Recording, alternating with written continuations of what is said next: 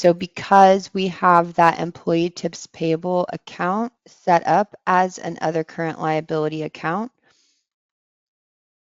of course, we may have other sales summaries coming in, right, for those days. But if we're pretending that one that's on 12/22, that check that we wrote on 12/22 is for the tips that we collected through the 19th, then we can also reconcile this account. So we should be able to show that the checks that we wrote out by employee match that report from that outside system broken out by employee.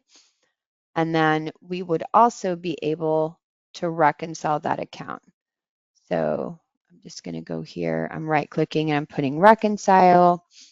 And let's see, that check date was the 22nd. And our ending balance when we're reconciling kind of these, we call them clearing accounts, right? Because it should net out to zero. Whatever we collect in employee tips payable will at some point be paid out to employees. So I'm going to reconcile this to zero. And then I can then check off the tip amounts that I have from my daily sales summary receipts that I was putting in. And then that is going to reconcile against those checks that I wrote out. So then we can always then run a report that shows what we still have as outstanding.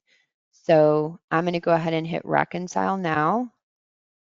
And then I'm going to record one additional daily sales summary receipt just so that we can see how that looks on our report that we can set up. So let's see, this is for the 19th. I'm just going to come in here and duplicate this sales receipt.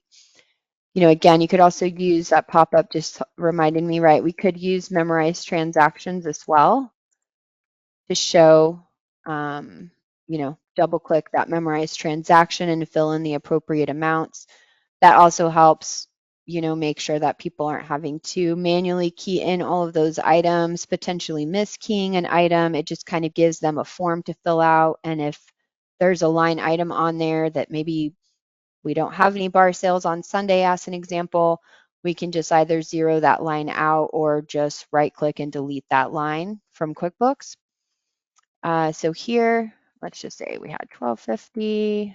I'm going to change this to 250, and we'll just say that was a really good day for Jane. She had 500 in tips.